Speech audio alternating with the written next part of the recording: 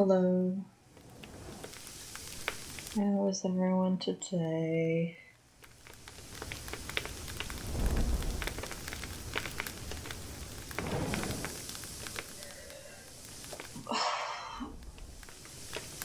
It has finally cooled off. It was so hot the last 4 days.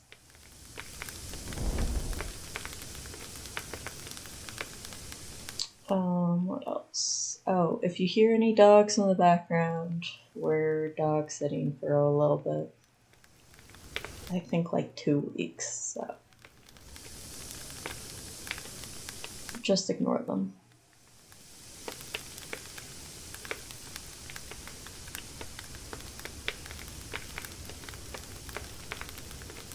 What else?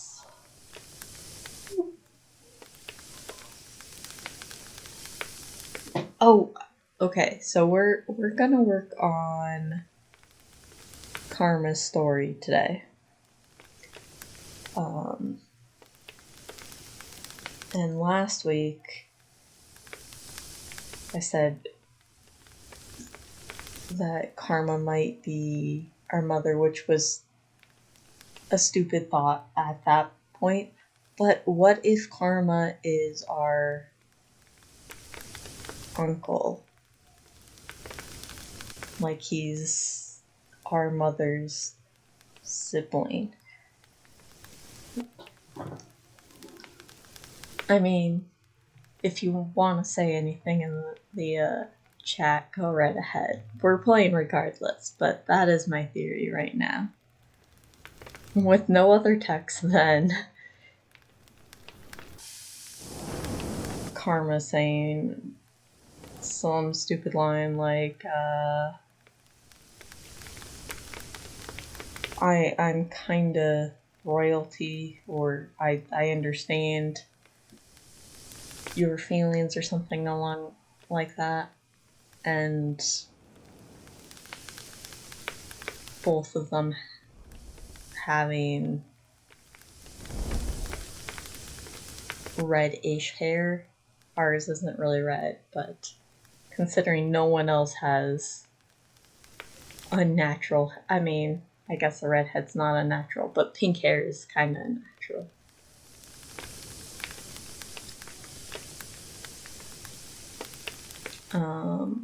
What else? I don't know how long we're streaming today.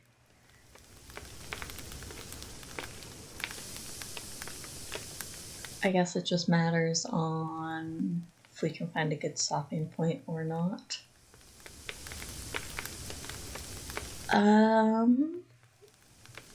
Yeah, otherwise, we'll just jump right in.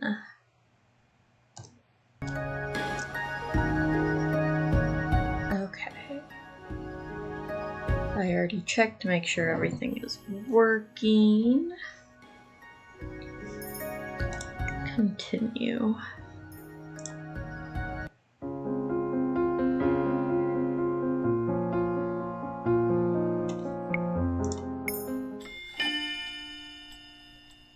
Chapter 3, Secret Practices. I decided to go search for Karma as soon as I was done with Mr. Broom. Or as soon as it was done with me. He should be sitting at the bar or at a table. I find him at the usual table talking to Walt, who has his hands on a box. Why, if it isn't the princess' lovely morning, isn't it? It is the same as any other. Nonsense. Every morning brings new opportunities, right, Waltz? I guess so. Every day there's another chance for a good deed, princess. Right. No clever comments today, princess? I do so enjoy them. Maybe coming to Karma was a bad idea. I would love to stay and offer advice, but Waltz and I better be off. We do have work to do. You mean you're going to put me to work? Work? Parfait asked us to pick up some provisions for the tavern. She asked us, but in the end, it will be me carrying everything. You'd make a lady carry everything? Karma suddenly stops, then whirls to look at me with wide eyes. Oh.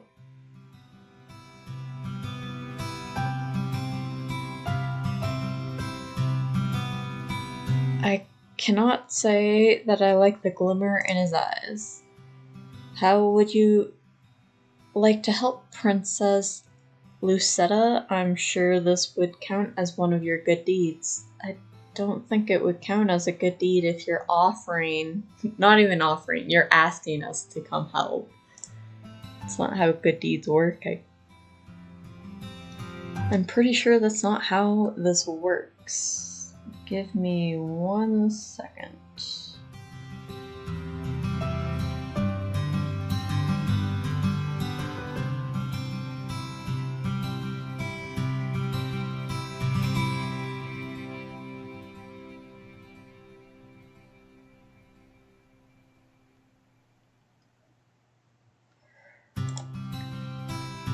Oh, Waltz, you're no fun.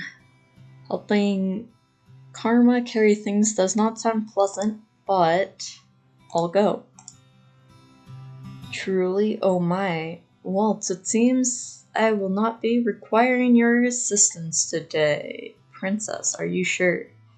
Perhaps this might be considered good. Besides, I'll finally get to leave this place for the first time since I've been here. We've been stuck inside for a month? I'm sure. Okay, take good care of the princess, Karma. Of course.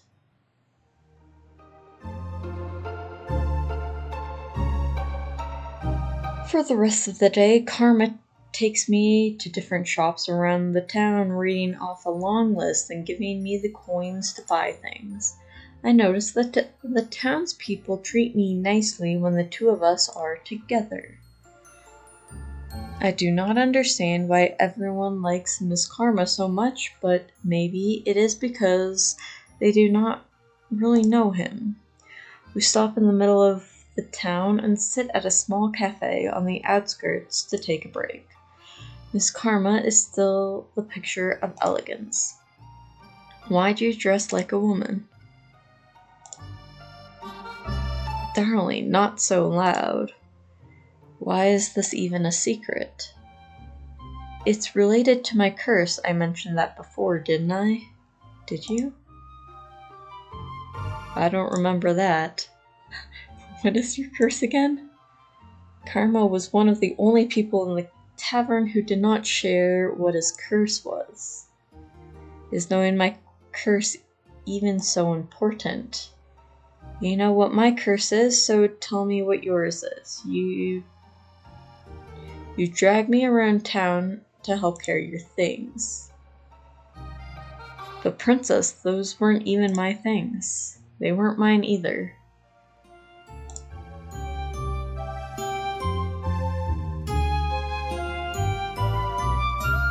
I don't know what his curse could be. Does anyone have a guess?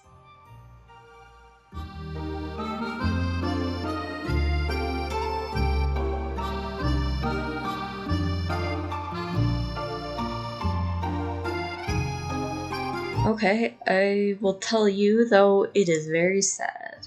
I do not think a curse is meant to be a happy thing. I have the beauty's curse. It is what forces people to fall in love with me every time they see my handsome face.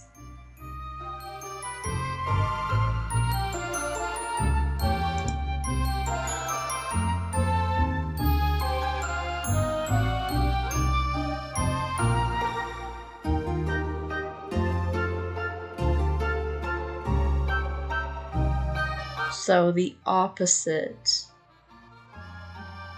of the beast, I guess. That's an interesting curse, I guess.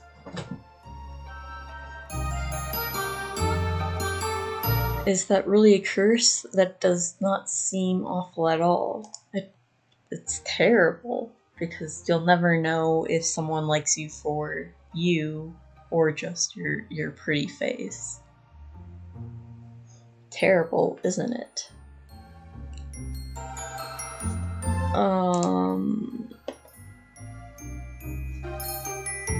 Let's go to page 2 and just save here and make each section a different character, I guess. It's terrible. What? Most people don't agree with me. It does not make sense for which to cast a good curse on you. I guess it doesn't, does it?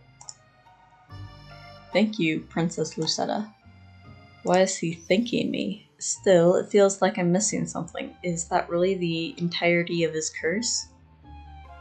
Probably not. We don't know how he's supposed to break it. Or why he got the curse.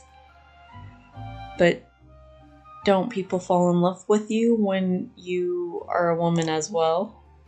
No, princess. That love is admiration or appreciation, sometimes lust. Then when you're a man, they swarm to me like moths to light. It becomes suffocating.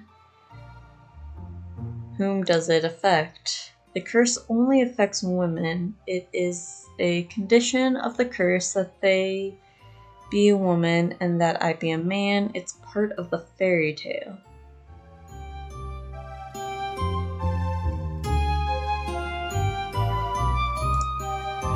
Which fairy tale? The one with... Oh. Karma suddenly stands up and points at a man selling red apples, like candies. No. Selling red apple-like candies. He pulls me over, insisting we try one. I try to bring up the subject of the curse again, but to no avail. Karma somehow manages to be distracted for the rest of the day and is able to effectively dodge my questions. Is Karma hiding something from me? Why would he? I thought pairing up meant helping each other break our curses. Does he not want to break his curse?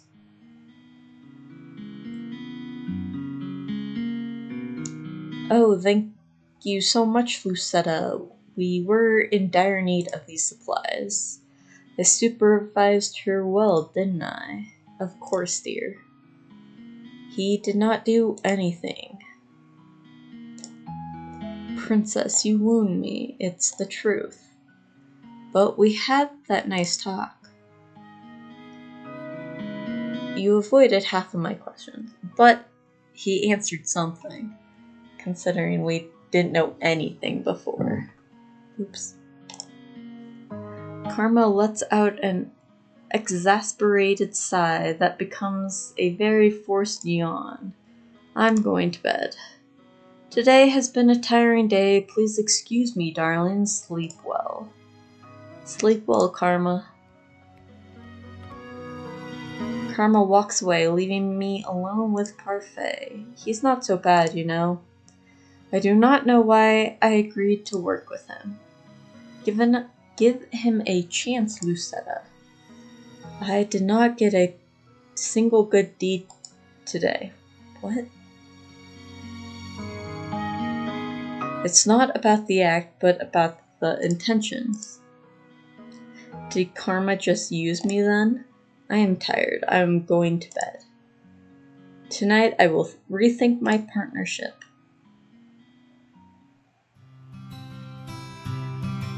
I barely slept that night. When I woke up the next day, my body is sore from carrying supplies around town yesterday. The more I think about Karma, the more my anger boils inside of me. How could I not have gotten a good deed yesterday? Because you weren't doing it out of the goodness of your heart. You were just doing it to do it. I decide to find him first thing in the morning. I see him at his usual table, once again staring at the window. A dark aura seems to surround him, and I notice that no one is sitting with him today. Karma.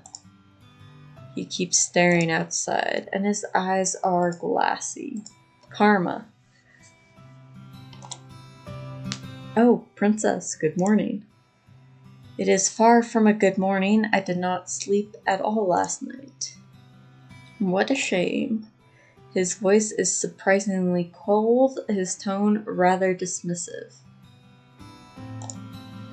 I was too busy thinking about yesterday. You told me that helping you would maybe help me complete a good deed. I point at my necklace, which hasn't changed at all since I received it. Do you see? Not another piece. You get pieces added to your glass slipper? That's charming. I kind of wish we were wearing the slipper in our little avatar right here. And then it would actually fill up as we go through the story. That would be cute. I was thinking that pairing up with you was a bad idea. Don't just say that to people. Princess, did you just say that you were paired up with me? I did. You must have known. Oh my, I assumed that you just want to tell me. I didn't know you were pairing up with anyone. That's right, I never told him directly I wanted to pair up. Should I have? Well, it does not matter what I say anymore, because I do not think you can help me. Princess, I can't help you do a good deed. You have to do them on your own. I can present you with opportunities, though. Opportunities. We start first by thawing the ice around your heart, so even Karma is calling me the Ice Princess. At least I speak my mind and don't pretend to be someone I am not. And I do not promise things I cannot deliver either. Karma just said all he can do is give us opportunities. That is delivering on what he just said. Princess, I do believe you misinterpreted my words yesterday. This is not my fault. Patience is a virtue. Now, if you could, I would like some time alone. I did not sleep well yesterday. Didn't sleep well? Oh dear, that makes all three of us. Is it Parfait? No, it's Rumple. I turn around and see Rumple appear at the front door. He strides towards the table with a confident grin on his face and then takes another seat. Karma lets out a sigh. Oh man, what are you doing here? You flirt with a man once and he hates you. Is that it? No, you flirt with a man and then you insult him unnecessarily. Oh, I thought it was all— what? How? You piss me off so much. You were probably— if we keep going after finishing Karma's story, Rumple is gonna be the last character we go through. Something about the expression on Rumple's face tells me that is not true at all. Are they always going to be at each other's throat now? What are you doing here, Rumple? I couldn't help but overhear that you were looking for a partner, Princess. I thought I might offer my assistance since I know that I can make you far happier than this fool over here. No, we're not looking for a partner, like a romantic partner. We're looking for a partner to help break our curse. Would you like me to hit you again? What is the problem, sir? I only came to provide assistance where you could not. Rumple turns to me, grabs my hand, and winks at me. What do you say, Princess? We could be wonderful partners, and in no time at all, I swear, I could have your heart aflutter. Before I can slap his hand away, Karma slaps him instead. I cannot help the surprise on my face. Would you like another slap? I am in no mood for pleasantries today. I don't know how I ever mistook you for a lady. You're the most brutish man here. A slap on each cheek, darling. Would you like a third? Rumple stands abruptly from the table and glares at Karma. I can almost see electricity bouncing between the two of them as they stare over my head at each other. I see Durin? I don't even remember what I called her last time. Walking towards us with a stern look on her face. I would never hurt a person unnecessarily. I don't resort to violence. My, then that gives me all the openings I need. We're not standing up for Rumple. What are you talking about? Rumple's getting slapped. I lean forward to slap Rumple from his blind spot. Both of the men turn to stare at me. I look at the red spot I left on Rumple's cheek and wince. I don't think I have ever slapped a person for anyone else before. My chest feels slightly heavy. Princess? You are being ridiculous. I have told you many times that I do not appreciate your flirting, and Karma doesn't either. Such a persistent man needs to be slapped a few times. Rumple puts a hand on his cheek and stares at me, distraught. You deserve that. Alright, what's happening over here? Durin comes to stand in front of us, her expression stern. Nothing, I was just showing myself out, excuse me. Rumple leaves, and I am alone with Karma. He slumps back down into his chair. After making sure that he won't do anything rash again, Durin leaves us. I leave Karma sitting there by himself and return to the front of the tavern where Anise has more chores waiting for me. Today I have to work as a server, which is still better than working with Mr. Brew. The usual people are at the tavern, and I overhear conversations as I work. At one point, Garland walks over to the bar and Annie serves him a drink. He looks sullen, and I watch him curiously for a few moments. And then I notice he's staring at Durin, who is talking sternly to two drunken men, continuously clacking their bottles together at a table. If you make too much of a scene here, you're going to bother the other customers. But the same people are here all the time, eh? We're not bothering anyone, hun. Garland looks so agitated. What's wrong with him? I will not stand to have you call me that again. Loosen up, woman. You may have been a knight at the palace before, but you got no title now. Garland stands up, and I see silent anger in his eyes. A few people at the bar look at him with worry. I may have no title, but I still demand respect. Sir Garland, are you okay? He looks back at us like he's coming out of a trance. I'm fine, sorry about that, ladies. He sits back down, glancing once more at Durin as she continues speaking to the men.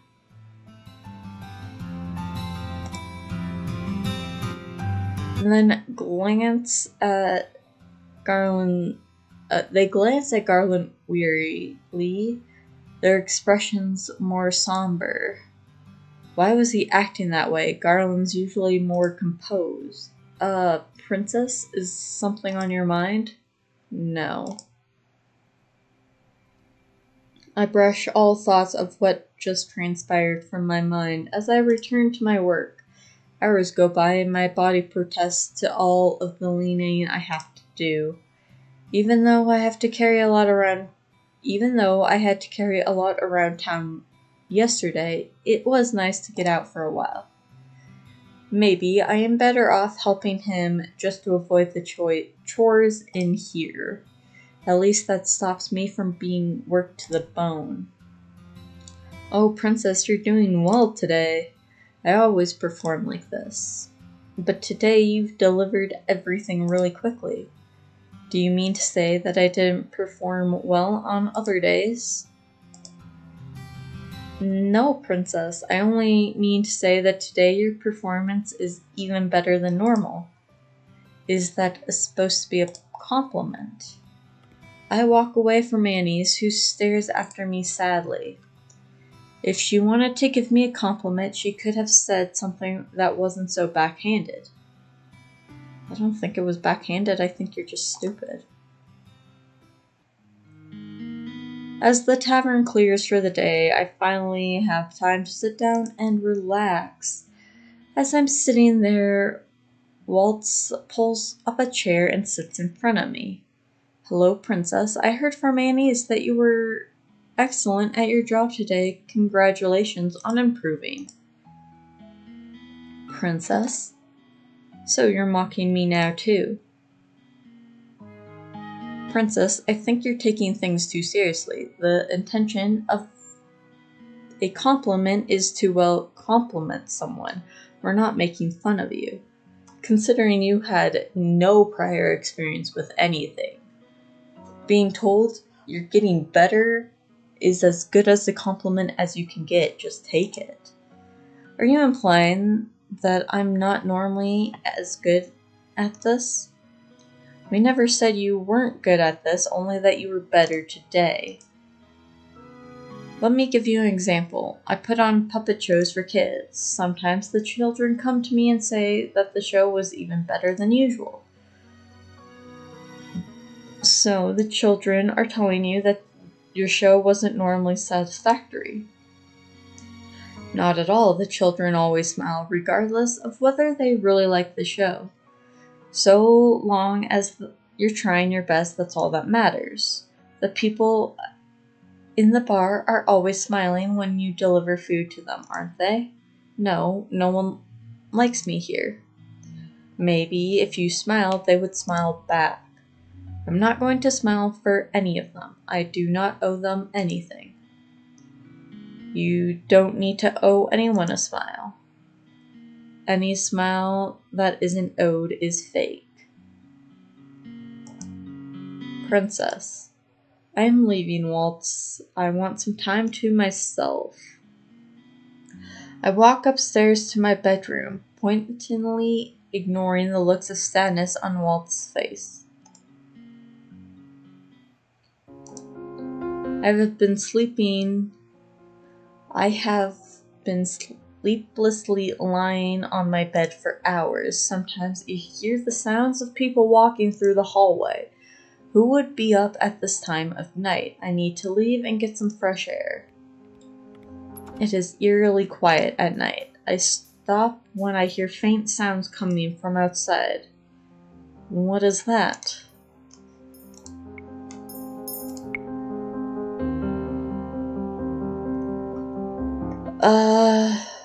Probably check it out. Well, I did say I need some fresh air, no point in backing out now. I walk to the front door. Princess? I turn and see Delora looking at me with amusement flickering in her eyes. Princess, what are you doing? Getting some fresh air. It's dangerous out at night, you know.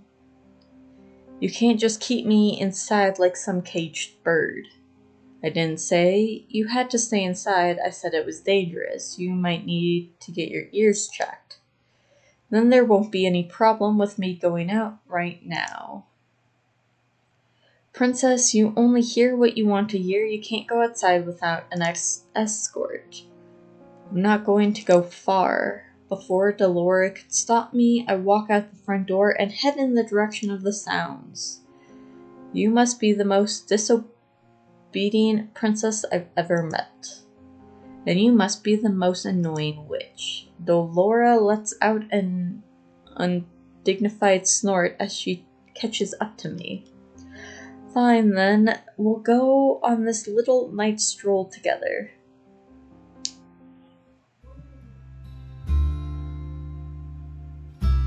Are we like right on the edge of town? Or did we just walk extremely far to get into the forest? Delora and I eventually find ourselves in the forest. Those sounds, it sounds like metal against metal. Well, I guess with you being partnered with Karma, you would find out eventually. Excuse me? I got the answer to my question when we walk through the trees and come into a clearing. I finally see where the sounds are coming from.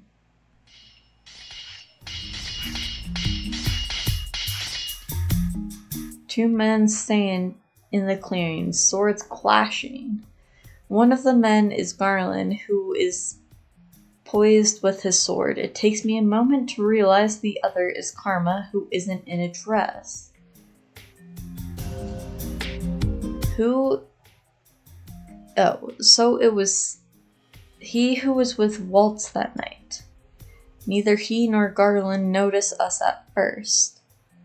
Princess, you're staring. Of course I am. What is all this? A practice session. Karma is a very talented swordsman, and he practices at night with either Duran or Garland, depending on who's not on patrol. Karma can use a sword that well. The knight told me once that only knights could have such skills. The king told me once that only knights could have such skill. Just who is Karma? Oh, if it isn't the princess. His voice is nothing like the feminine voice I always hear from him. Karma actually sounds like a man. I notice him looking at me in between his strikes with a little smile. How does he remain so composed and steady with a distraction? Princess? Karma quickly finds an opening in Garland's hesitant stance and then pins him to the ground with his sword, still smiling. To be distracted is to die, Garland. I know. The ability to see distractions and then put them in the back of your mind is one every knight should hone. You must know everything that is happening around you, but only deal with the pertinent things. Yes, sir. Karma straightens, sword in hand. Moments later, Garland stumbles to his feet and gives an obedient bow. Karma nods at him before sheathing his sword. A slow melancholy begins to creep into my heart. For some reason, seeing the sword practice makes me nostalgic, though I'm not sure why. What are you practicing for? To protect, Princess. Knowing the sword is the same as knowing the shield. It is meant to protect. To protect. I think I remember having this kind of conversation with them before. I could never figure out how to counter an opponent when they're mere inches from my face. My commander called that one the enemy's kiss, a standoff where your eyes lock onto your opponents because of the proximity. The best way to counter that is to feint the sword in the opposite direction. It throws your opponent off because they're not looking. Oh, that makes sense, but the enemy's kiss, what a name. It seems so dramatic for a sword move, doesn't it? Sword play is dramatic though, isn't it? Isn't the most effective sword play not meant to be flashy? Princess, I didn't notice you there. Good morning, Princess. Well, the most effective swordplay cannot be predicted. The commander says it needs to be robust and quick. Sometimes swordplay can look like dancing though, which is why some think that professionals are flashy. That seems unnecessary. Everyone has their own methods, their own skill. All of us knights fight for different reasons as well. Isn't it to protect all of us in the palace? Well, yes, but we protect everyone in the castle for different reasons, Princess. The knights protect for different reasons. I turned to Karma. But Karma, you are not a knight. No, I am most definitely not. But since Garland and Durin begged me to teach them, I have somehow become their mentor. There is no way Garland and Durin would do that. After all, the both of them were the best knights in Angelia before they were stripped of their titles. Karma actually speaks the truth. Durin and I did have to get down on our knees and beg for him to instruct us. What? Is Karma really so talented? So, you were finally impressed with me. What do you think, Princess? Am I the picture of elegance in the... I am the picture of elegance in this outfit, aren't I? I mean, it's a nice outfit.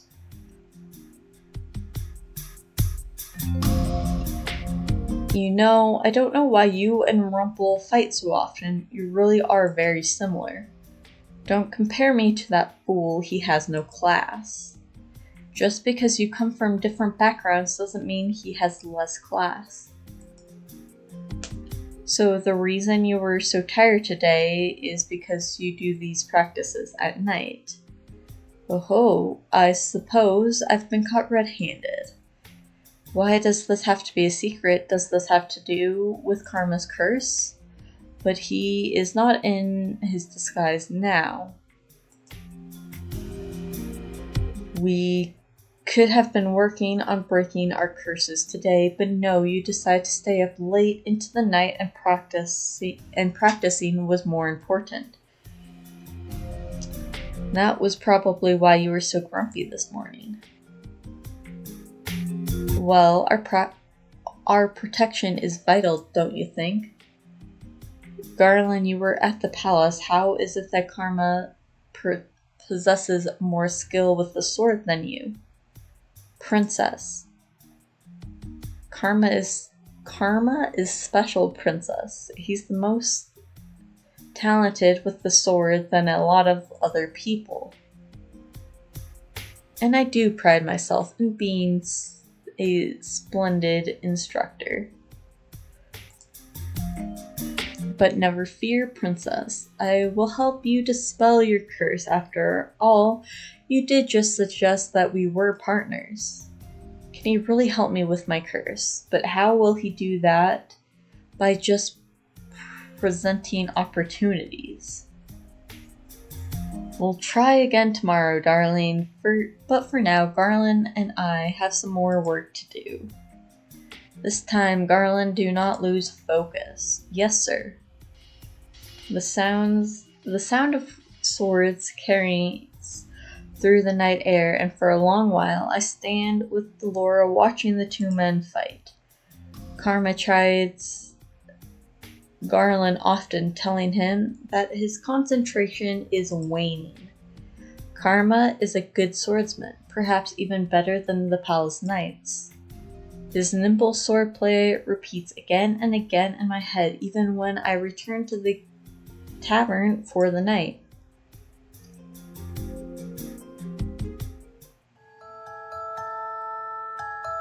Lucetta, I've told you before that the knights are an unruly bunch. But Mother, they are so much fun to watch. They are dangerous, Lucetta. Any person with a sword has the potential to use it on you. But Father says those knights are supposed to protect me. That they are, as that is their order, but as people they may not be so good, Lucetta. Not so good? The king has told you that the knights are meant to use swords to protect you, but you cannot trust them completely. Even though Father said they would keep me safe, sometimes the people we trust are the most deceitful. And a man with a sword has a weapon to use against you. No matter what he says, be warned, he can turn to you. Be weary that he can turn on you.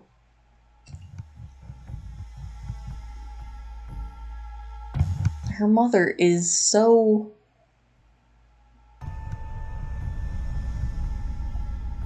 narcissistic, but also very overprotective. I think that's one of the symptoms of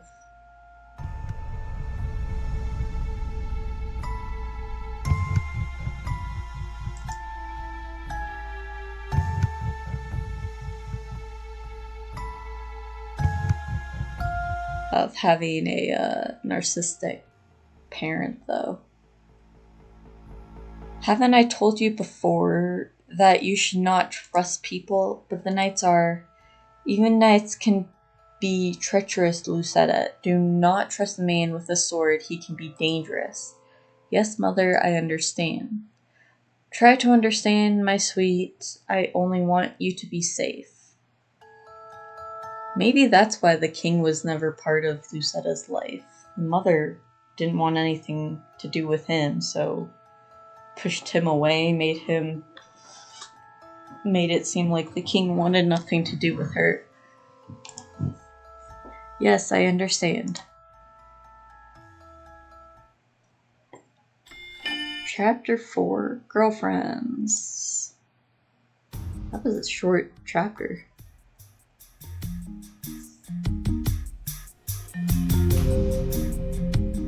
Durin, if you don't come at me like you truly mean to stab me, you'll never land a hit. Yes, ma'am. Yes, sir. It has been about 2 weeks since I first saw Karma here in the forest practicing with Garland. I have come here every night since then, though I never stay as long as Karma, since I actually have work to do in the mornings. Alright, here I come. Their two swords clash, and Karma laughs as he throws Durin back and taps her lightly on the shoulder with his sword. That makes 4 hits, and that one was easy. Is that the best you can do, Durin? I noticed that every time Karma practiced with Durin, he's in his Miss Karma disguise. Oh, I didn't even realize. I was not paying any attention that his outfit's different. He says it's because of the curse and because he does not want Durin to fall in love with him. Isn't he being overdramatic? I doubt someone like Durin can fall in love with Karma. Be subtle and quiet. Garland tells me that you're not usually good at that. I am, sir. Then why the exception today? Sir. Darling, it wouldn't happen to be because of the way I'm dressed, would it? Are you still not used to it? Hit the nail on the head, have I? It is not very chivalrous to hurt a lady, of course, but the logic applies to men as well. An enemy is an enemy, Durin, even if your enemy is a delicate flower like myself. delicate flower. Jurin, you should hit him on the head for that. But princess, he is not delicate at all. Jurin laughs and I scowl at her. Is she laughing at me? You and Karma seem to get along. I doubt it. Oh, princess, you wound me. You always say that. You wound me where Jurin's blade cannot. Something flashes in Jurin's eyes as she readies her sword again. Karma stands ready as Jurin rushes at him with her sword. Their swords clash again. I wonder. Karma, your back's open. Karma turns. Jurin taps him on the shoulder and laughs aloud. I did it. A single hit. It looks like you have some weaknesses too, Karma. That's so cute. Helping Jurin win a match. No, it wasn't a weakness. It was the lack of sleep catching up with me. Why did he listen to me? I told Garland the other day that it was cruel to only listen. He told Garland the other day that it was cruel to only listen and watch the most important things. Alright, practice is over for now. I can see Garland coming from his practice. Karma walks to a corner to have a drink. I should probably head back to the tavern soon, but there is something I want to see first. On our way out, Garland gives a solemn nod to... On our way out, Jurin gives a solemn nod to Garland. She pauses to say something to him and then looks at me, noticing my vague curiosity. I was just mentioning what a good swordsman Karma is. I've seen him fight, and Karma is a good swordsman, there's no doubt about it, yet is practicing with him really so special? He is fast on his feet and quick with his reactions. He's an excellent person to train under, even better than most of the commanders in the palace. I can second that. Even better than Rose, remember him? The first commander we trained under, the one that punished slow learning with extra exercises. You always had to do more exercises than I did. Something about you being distracted? I was watching the way you swung your sword to make sure you didn't hurt yourself. You've always been overprotective. Well, They both suddenly stopped to look at Karma, who was smiling slyly on the side. Why does he have that look on his face? Well, that's a sign. We can't keep the commander waiting. Garland shakes his head, his expression snapping back into something more serious. Right. The two exchange quick farewells before Jurin waves and steps out of the clearing, leaving Garland with Karma. You're in a dress today.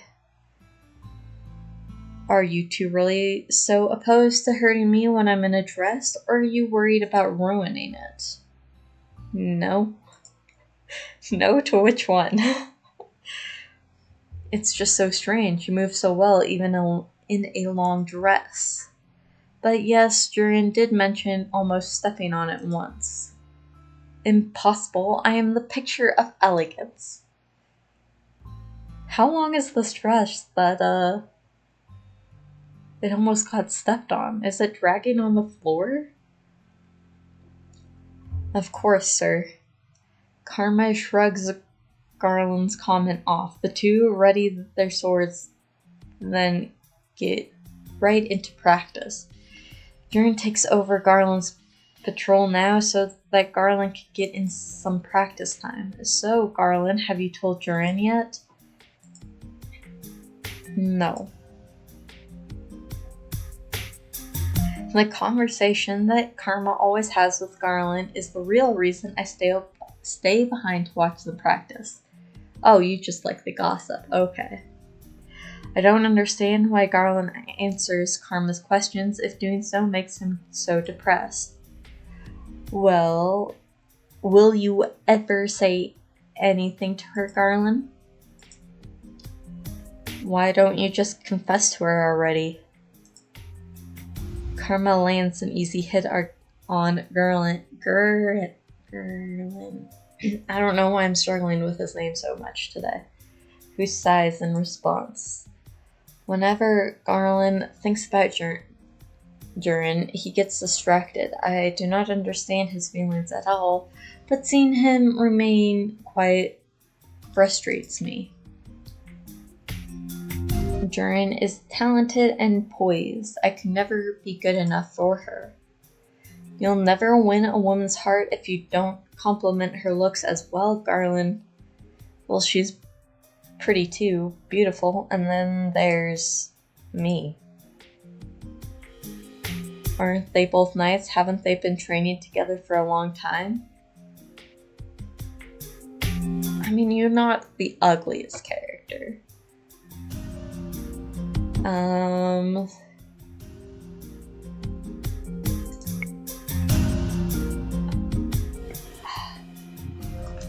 Of course my mouse dies now.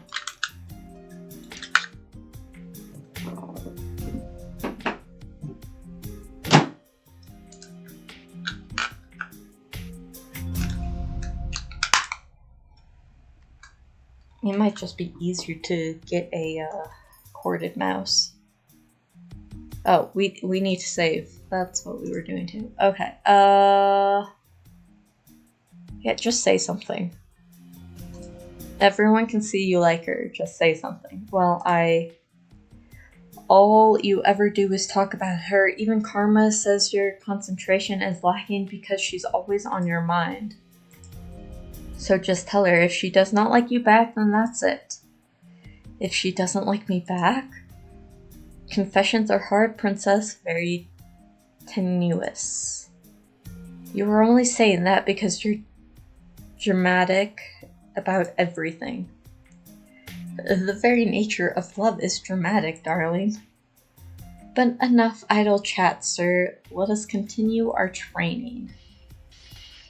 I end up staying longer than I intended, but by the time I consider returning to the tavern, Garland and Karma are wrapping up for the night. I have a question for Karma, so I wait until Garland leaves before I approach him. You're still here, princess? Were you seeking out alone time with me by chance? I have enough of that every day when we run errands. I just have a question for you. You always come to the right person. What can I do for you, Princess Lucetta? You ask Garland the same question every time you train, and he always tells you that he cannot confess. Karma nods in an acknowledgement, but his attention is on his sword. He inspects it carefully before sheathing it. It frustrates me. What? You're frustrated? That look of his always annoys me. Oh my. It is annoying. Did you want to ask me why he doesn't confess because you're so frustrated? Yes. I suppose after almost 2 months, I do know you a bit better. You do not know anything about me, and I do not know anything about Karma either. Confessing isn't easy, dear Lucetta. Surely you must realize that the possibilities of rejection is a significant deterrent. But if you never ask, you never get an answer, and the stress of worrying stays with you and ruins everything. Why are you staring at me? Is that the reason you're so blunt, princess? Blunt? You are far more blunt than I am. Princess Lucetta, you truly are amusing. You're as sharp as a knight's blade. I am not amusing. That is a matter of opinion, darling. He is insufferable. And yet I still come to him for advice. The scariest part of a confession is the possibility of rejection. Can you imagine loving someone and then finding out that they don't feel the same about you? My thoughts shift to the king. My chest tightens. Princess Lucetta. Karma reaches out a hand to brush a strand of hair out of my face. I slap it away without realizing. He pulls his hand back with a gentle sigh. My apologies, Princess. No, I cannot imagine. No. Loving someone and finding out they do not feel the same way? I always knew my father never loved me. My understanding is different from what Karma is referring to. Besides, I no longer hold any love in my heart for the king. I have already given up hope on him.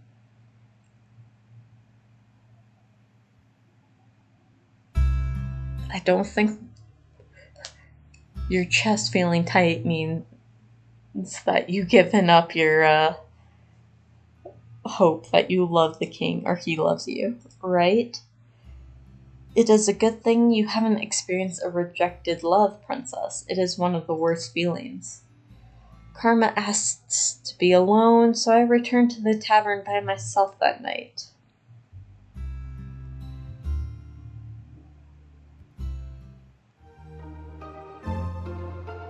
I do not know why I agreed to this when nothing has changed. Today, I am once again out in town with Karma, running errands.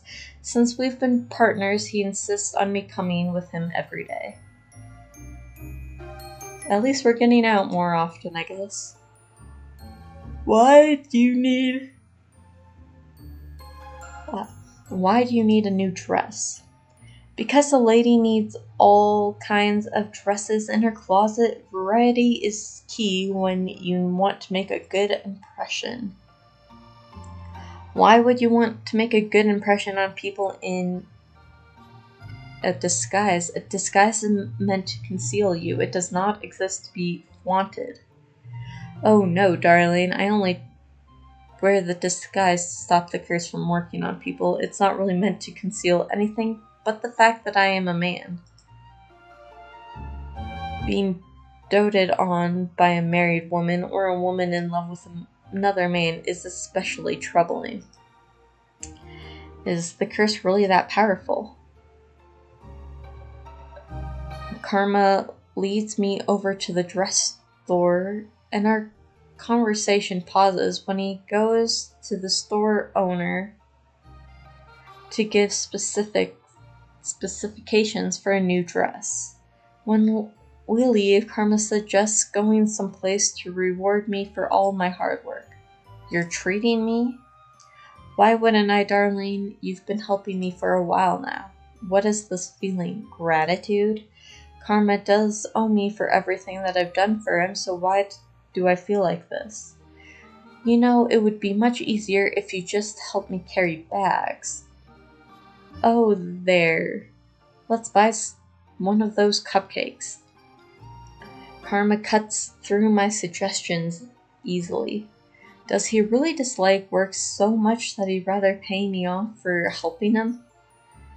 Karma takes me to the stand showcasing all kinds of cupcakes. There are some with colored frosting, others with fancy decorations. Cupcakes sound good, actually.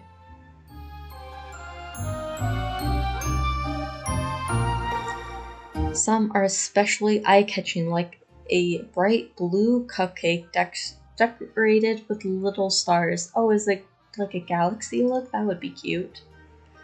Anything catch your fancy, ladies? All of them, actually. Alas, I do not think eating all of them would be good for my diet. What do you think, Princess? We'll share one. I turn back to the cupcakes when I realize are big enough to share between two people.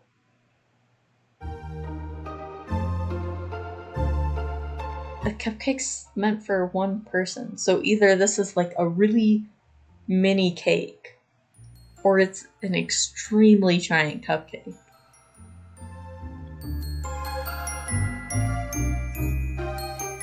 Am I choosing one for myself or one that Karma would like? I guess he is treating me, but 2 cupcakes catch my eyes. One has tiny little creatures sitting on the top of the frosting. It seems to be a little lizard of sorts, though it is strange. The color reminds me of Karma's dress. The other cupcake is decorated with little white chocolate pearls. Those pearls are small and somehow cute. I don't think I've ever looked at a pearl and been like, oh, that's a cute pearl. But Karma might like the other cupcake. Oh, so it's between those two. Which would you like, Lucetta? I kinda like the fancy cupcake with the lizard more.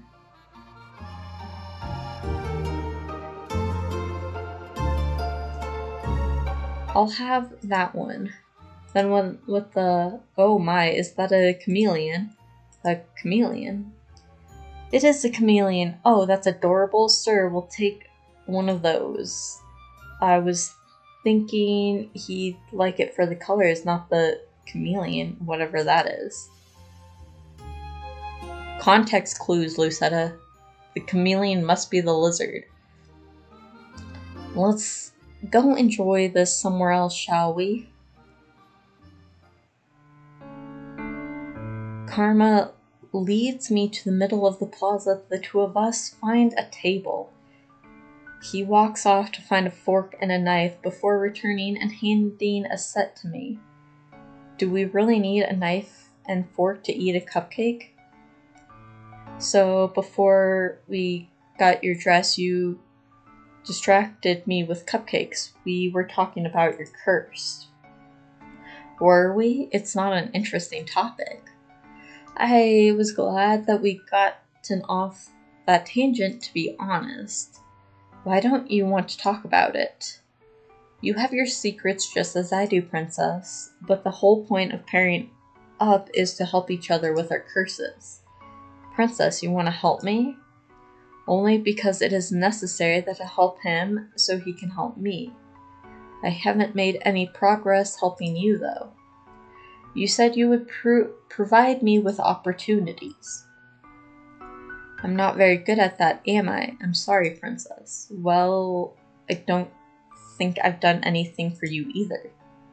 But Princess, you've been helping me for the last few weeks. Whether or not it is an obligation, you still are good company.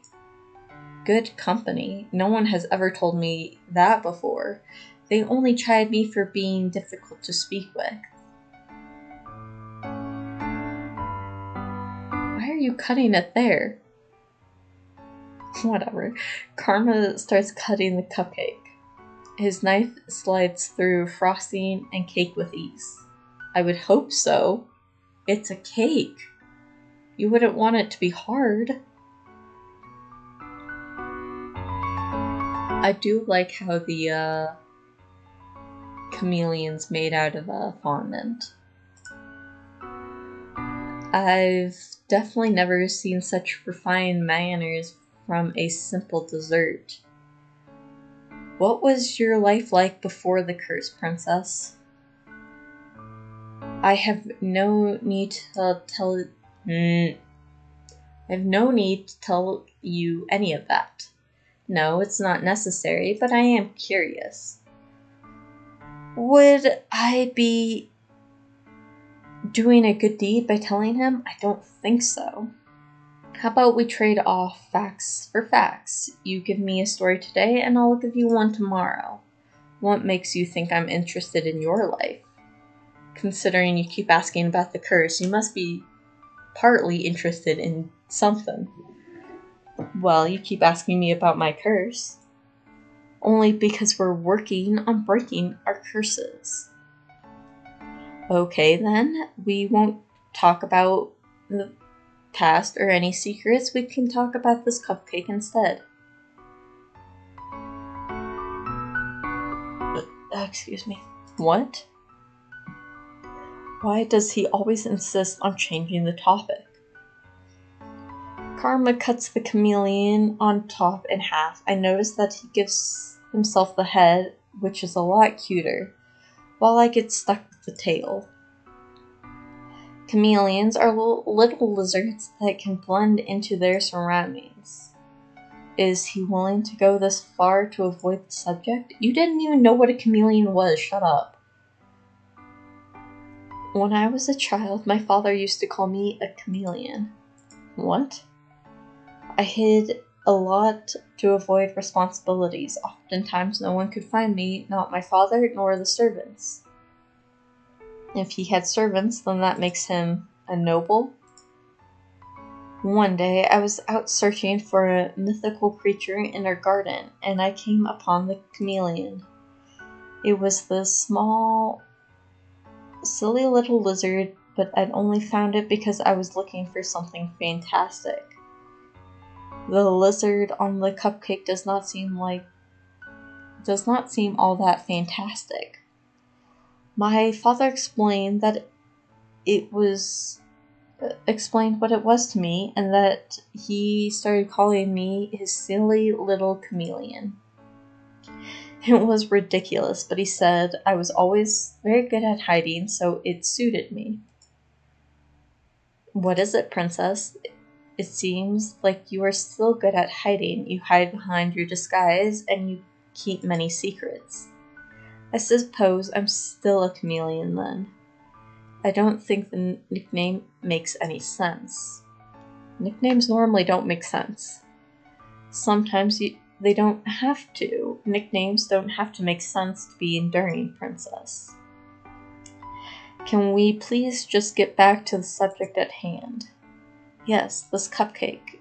If you insist on sharing a story for a story, then I will tell you something about me. Oh? You don't seem the type who want to share. I normally do not see any reason for sharing things about my past, no. Mother once told me that to confide in someone else was a weakness, but more than that, I was always worried that others would judge me. No one has ever wanted to listen to me. I know enough about others' opinions of me to know they think I am the one at fault, always. I won't judge you, princess. I mean, I wouldn't judge you for not wanting to say anything to me. I divulge nothing to you after all. A story for a story, that is the deal, right? I expect you to keep to it. Or rather, a fact for a fact. It is not like I have to tell him everything, just something about myself. I will tell you about my life at the palace. It's not as if it's a secret, though I doubt Karma would understand. Since my mother died, the palace has been a cold place. Why the surprise? It is because you see Emily and Rod and assume we are all one big happy family. I do have to admit that Princess Emily seems quite gentle. Prince Rod is quiet, but he seems like a noble man. When I saw you and the princess at the dress store, Princess Emily seemed very nice, is she not? Her kindness is fragile at best. She tries far too hard to be genuine. Her insistence is irritating. I have never wanted to be friends with her. The king took a second wife after my mother died, as if she never mattered to him.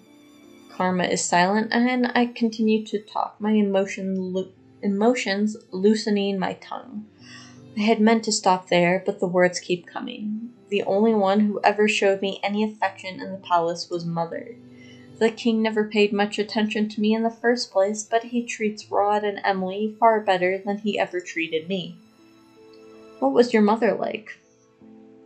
All of my fondest memories are of her. She was always with me in the palace, teaching me right from wrong. She taught me how not to show weakness, who to speak with. Needless conversations is useless. People are often very likely to lead you astray. That was the reason I never saw any reason to speak with the townsfolk. Will you judge me as everyone else does? No, Princess, I'm not judging you. I'm just a little sad. Sad? Why would he be sad? It sounds like you lived an empty life. It was not an empty life. But it sounds as if your mother separated you from everyone. It wasn't as if the townsfolk would have accepted me anyway. Mother said they are not to be trusted. Princess, about your mother. I will not hear you speak ill of Mother. No, I only have a question about your mother. Karma coughs, and I pause to stare at him as he clears his throat. What is it? This... Oh gods. I hear the change immediately. His voice is lower, far lower, the soft gentleness gone. Karma puts a hand to his throat and grumbles.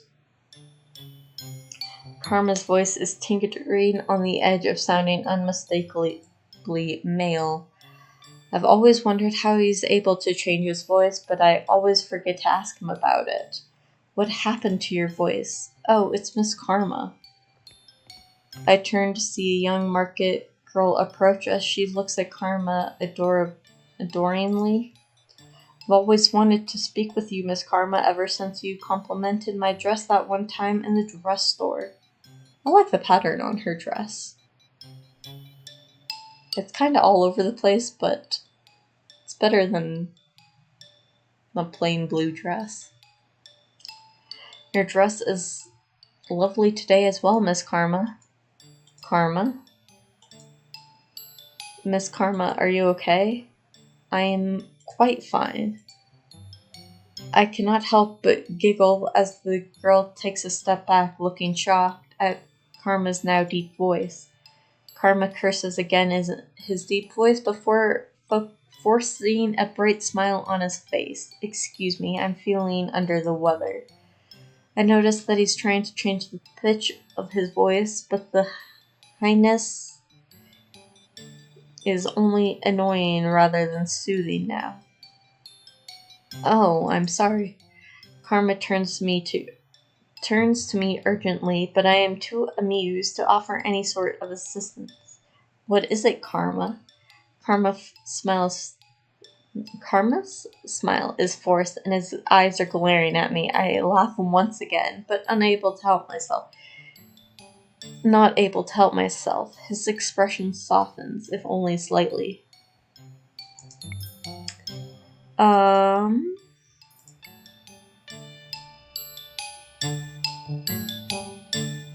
It would be fun to tease Karma more, but to help break our curse, I think we need to leave.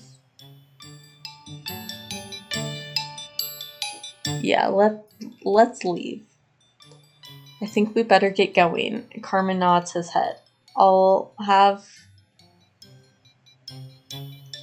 explaining to do if we just sit here. Is there nothing I can do to help you two? No, obviously not. I'm sorry. He does not look amused. Why? I am only trying to get us out of here faster. Leaving. He takes my hand and curtsies politely to the girl as he pulls me away. Karma, you sound sick. It's running out. Running out? The potion that Parfait makes for me. I must have taken too much. You... What? Oh, I must have talked too much. You talked too much? Karma puts a finger to his lips as he strolls through town. He shakes his head, making it clear that he won't speak to me until later. When we arrive at the tavern, it's already dark. Karma pauses and turns to look at me. What? You have a nice smile, Princess Lucetta. I'm glad I could make you laugh. Well, of course I laughed. You sound ridiculous. It's worth sounding ridiculous to make you smile. You and Rumple really are the same. Is it gonna rain? It sounded like thunder. The compliment doesn't faze him. He smiles widely as he leaves for his room. He didn't explain. I'm glad I could make you laugh. I couldn't get those words out of my head, even though I am supposed to be resting for the night. I think I should go see if Karma is practicing with Durin and Garland. I leave my room and go down to the reception room. Delora and Parfait let me go to the forest at night alone now since they know I am meeting up with Karma. Parfait is in the reception room tonight, reading a book. I was always told reading in the dark was bad for your eyes. Oh, Princess, I didn't see you. I noticed that she closes the book and I can now read the cover. Is she reading Cinderella? That's my fairy tale curse. The Great War was caused by the fairy tales, right? Yes, that's right. And yet you are reading one. The curses are based off these fairy tales, after all. But why are you reading Cinderella? My curse isn't anything like the fairy tale, it's reversed. True, but the morals remain the same. In order to become Cinderella, you must be good like her. Cinderella had everything handed to her by a fairy godmother. I had everything taken away. Princess, have you truly had everything taken away from you? Compared to what I used to have, what I have now might as well be nothing. You have friendships and people who enjoy your company. No one in the tavern enjoys my company. Karma just told you this morning he enjoys your company. Shut up. Are you sure about that, Princess? I think you might have difficulties trusting that we all like you. Like me? Why would you like me? You've become like family here. I haven't been here that long. It doesn't matter. Everyone here at the Marchen is family. Family. Are you saying that everyone at the Marchen is like family? That is exactly what you just said. Princess, you're one of my boarders. You're more than just a regular here. You live here with us. So, like I said, you're family. I speak more with the people here than I ever spoken to my own family. In the palace, I was always alone. The only person I could speak with was Fritz. Are you going to watch Karma practice? I nod in response. Be safe, Princess. As I head to the door, I recalled what happened earlier today. Parfait, what is this potion you make for Karma? You mean the potion I make to change his voice?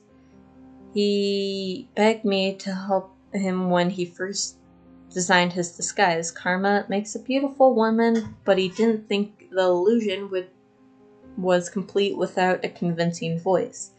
You know how picky he is. Something else on your mind, Princess?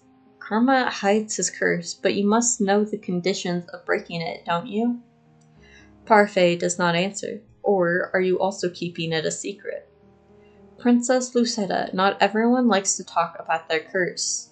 I think it would be better if you ask Karma directly. I just don't understand why you won't tell me everything when I am trying to help him. Just as you think your good deeds are difficult, there is something about Karma's curse that he cannot come to terms with. I put my hand on my necklace around my neck. I still haven't performed any good deeds. Can I really do this? I am going now. I walk out the front door and into the forest. I decide not to think about all of this, at least not until later. I wished this was all simpler and that Karma wasn't cloaked in so many secrets. If it was easier, no one would care if they got cursed.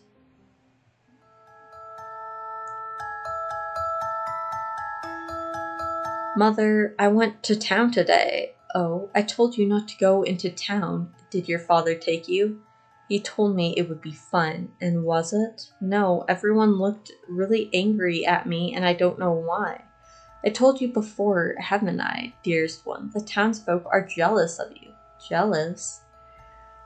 They are bitter about their lot in life, and because of that, they will seek to use you for your statue. You cannot trust them, Lucetta. You cannot trust anyone but me. Trusting others will only lead to heartbreak, Lucetta. You need only to trust me because I will never hurt you. Chapter 5. We are going to end it here.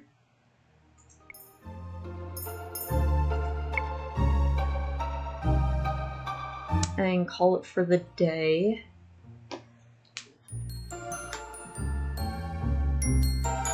Getting through 2 chapters in about an hour and a half is not bad.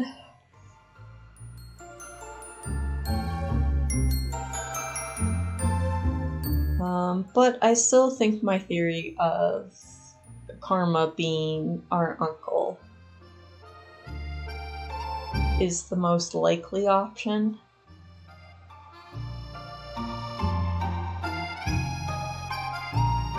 I mean, like, he could be noble, but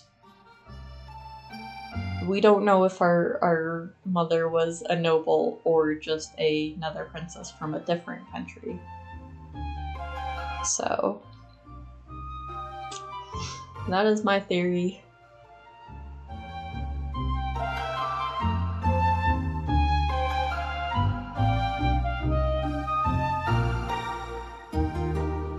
I have no theories on how we could break Karma's curse, though.